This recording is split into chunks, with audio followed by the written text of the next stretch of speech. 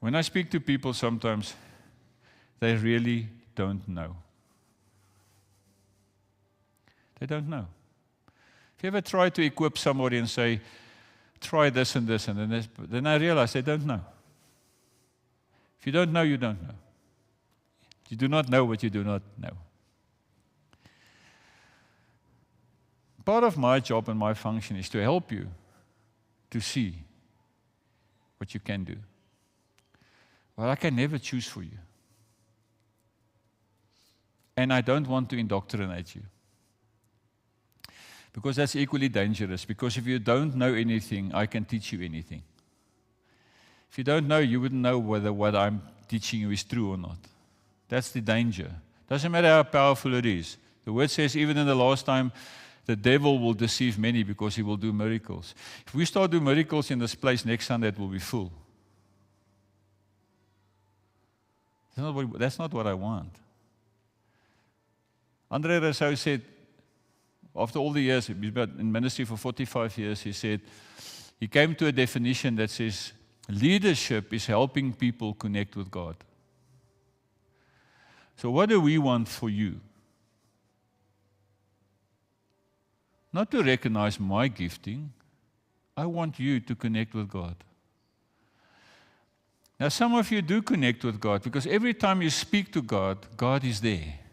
So there's a connection. And every time you pray to God, you connect with God. Your problem is not that you cannot connect with God. Your problem is you don't know how to sustain that relationship and actually hear from the Holy Spirit in a circumstance. Why? Because we need wisdom in this life. We need plans, but it must be godly plans. We need comfort. We need discernment.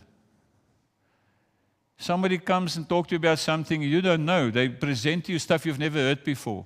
It sounds good, but how do you know it's true? The only way you will know it's true is if the Holy Spirit reveals to you and you are in a network of relationships with other people that also connect with God, because then you can get somebody for coffee and say, listen, I read the scripture, this is what I see. Am I right? Or what do you think? Because I'm in a relationship with somebody that also connects with God. But at the end of the day, is there anybody here that's not born again? I just want to ask, because I might not know. You're all born again. How do you know?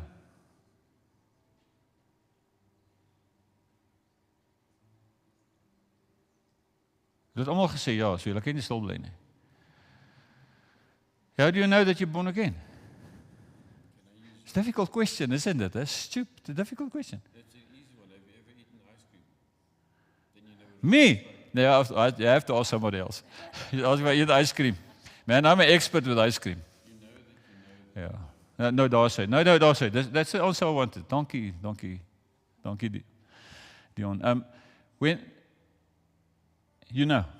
Why? Because there's an encounter in my heart. Why? Because when you met Jesus, your heart was burning. Your heart was burning. When the Holy Spirit speaks, your heart begins to burn. Something happens inside of you. You cannot go and sit before God and nothing happens in your heart. Then your focus is you're there, but you're not there. But when the Word of God comes to you, it begins to have an effect on you. You just know. We cannot explain it in words. So there is no ministry for that. There's nothing I can convince you with or use some holy oil from Israel because that's where people are. This water comes from the Jordan. I was baptized in the Jordan. Hy lyk soos Blesbok spruit by Heidelberg. It's a vuil spruit. Have you ever been there? Have you ever been who's been in Israel?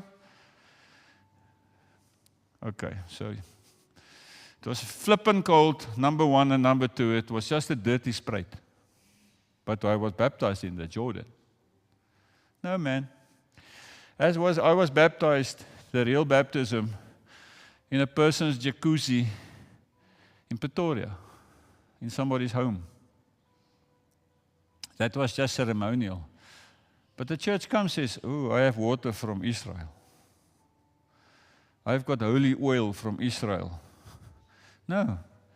Jesus Christ is the anointed one. In Him you live and move and have your being. That is who you are. It is not how you feel. It's not how you think. It's not what you understand. It's not what you do not understand. It is what God did for you when He saved you. He took you from the world. He put you in His house and He says, here you are. But now we sit like children that refuse to operate in His kingdom. That's not natural. Jy kan net nie huis sit die hele dag nie. You need to hear. You need to begin to hear what the Spirit of the Lord is saying to you.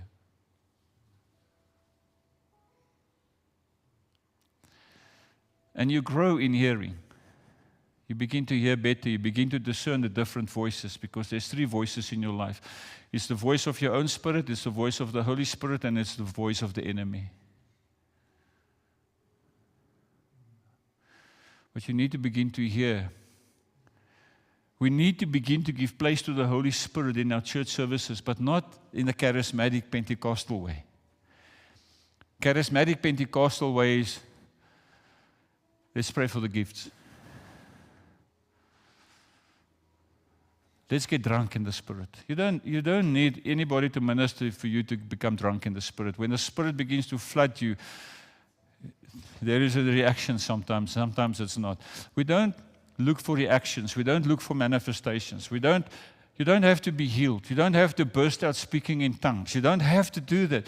But we have to come to a place where we realize that the Spirit of God is moving in this place. How are we going to get there? Because that's the answer. It's the answer to life.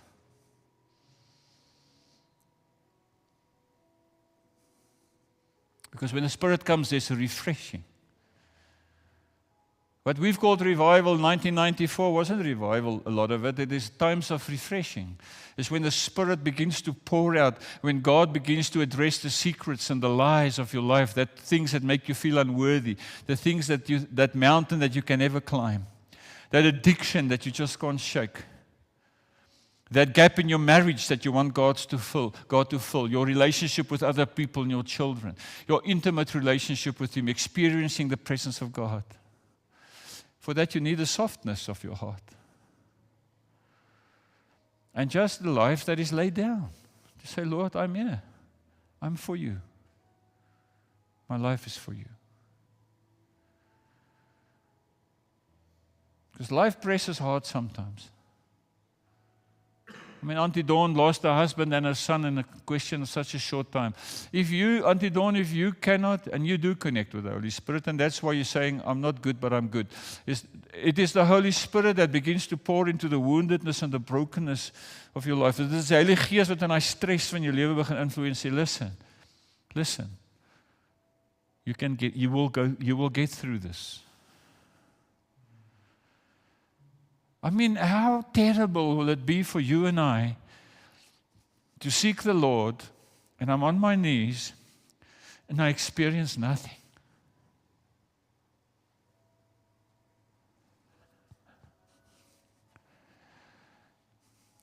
How many times have you gone to the Lord? It happens to me when my heart becomes hard. My heart becomes not inaccessible by the Holy Spirit, but it's a rejection in my life. And Peter often says, you know why people don't speak to the Holy Spirit? Because they don't like what He might say. Because everything in your life that's not aligned, God will address. He will. He's a holy God. If it's not aligned, God will address it. He says, but I like my life the way it is.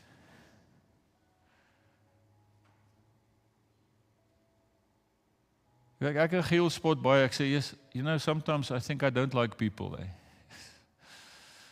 I think a lot of us feel that way because people are often the greatest source of discomfort and hurt in our lives. I one day said, I'm going to plant a church in the middle of the desert where there's no people. Because the frustration is everything I know, everything I understand, everything I studied, everything I experience of you is of no value if you do not connect with the Holy Spirit. It's of no value for you. For me, It's got a lot of value. It builds the foundation of my relationship with God. But for you, it's of no value if the Holy Spirit cannot connect with your heart. And then you see how children of God, how hard-heartedness. Listen, it's easy to have a hard heart. It's a choice away. But if a hard heart is a choice away, then a soft heart is also a choice away. God says to you this morning, I need your heart to be soft. The word says He takes a stony heart away and He gives you a heart of flesh. God needs your heart to be soft. If your heart is hard, you are trying to protect your heart from something that you feel threatens your heart. Can your inability to show emotions? There's many reasons why people harden their hearts. The problem is it's a pre-redemption condition. The reason people do not engage with the Holy Spirit, the reason people do not feel and sense the presence of the Holy Spirit is a heart that is not aligned. And here is the truth. I cannot help you.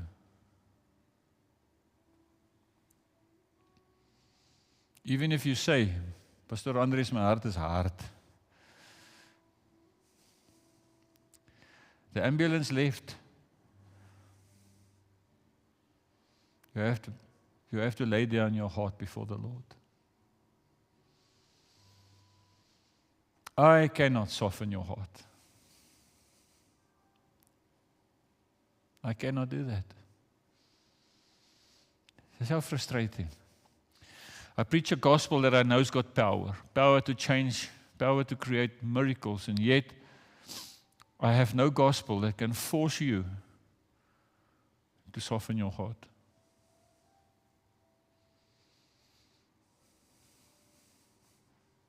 So my appeal to you this morning is,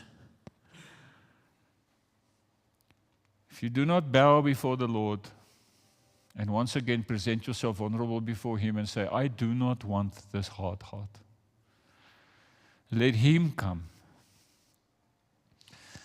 and put His hand on your heart this morning.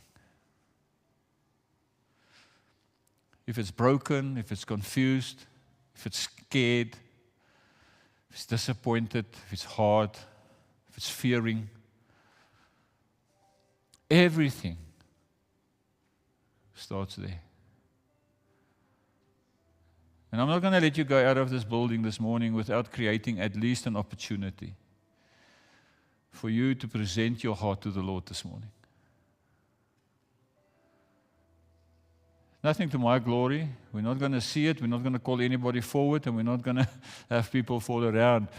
The only thing we're going to do is we're going to do it with God as a witness of how truthful we are. So no manifestation. Nobody needs to know. Nobody needs to see. God needs to see. Right? God needs to see. So I'm asking you this morning, I'm not going to ask you to raise your hands or stand up, but I want you to close your eyes this morning. You represent your life. Maybe it's not a good picture, maybe it is. But the Lord this morning is appealing to you to open up your heart to Him. Are you prepared this morning to yield to Him? To yield your heart to Him again. Say, Lord, I don't trust people, but I do trust You. Maybe you say, Lord, this morning I'm not even sure if You trust me, but I want to get closer to You. Holy Spirit, I ask this morning, because You are here, everybody that's here, each and every person here this morning, they have experienced You at least once, I know, because the day they gave their life to You, their hearts were burning. And that You will begin to pour out a fire that cannot be quenched. I'm not talking about the revival, I'm talking about the fire of God's presence, His love, His truth, so that the Holy Spirit can function in what you said He is. He will come and He will teach us all things that we need to know. Holy Spirit, I don't even know if this is biblical, but I ask you to forgive us. Father, forgive us that we don't give attention to the Holy Spirit so many times. Holy Spirit, forgive us that so many times you do speak to us, and I know, Holy Spirit, I choose not to listen because it doesn't suit me right now. And I realize, Lord, that cannot be good. It cannot bring forth and birth anything to the glory of God. But we desperately need our hearts to connect with you. We desperately need our hearts to be soft. Not to our benefit, but to your glory. So will you come this morning, Holy Spirit? Just like a fresh wind, begin to blow over us again. As we sit here, there might be marriage problems, there might be fear, there might be anxiety, there might be financial problems. There might be many reasons why we sit here and that we are not in an ideal circumstance in our lives. But there's one thing we do know. You said, you gave a promise, and you spoke through blood. You said that you will never leave us, you will never forsake us. You are the restorer of man's heart. You are the healer of our lives. And I pray that over each and every brother and sister here this morning. But help them, Holy Spirit. Help them. Help each one of them to open up their hearts. If you are the one that takes the stony heart away and you give a fleshly heart, then you are the one that keeps on knocking on the doors of our hearts to say, let me in. Let me in. Let me bring you peace. Let me begin to restore your heart. Let me take away your fear. Let me give you wisdom this morning. In Jesus' mighty name. Amen.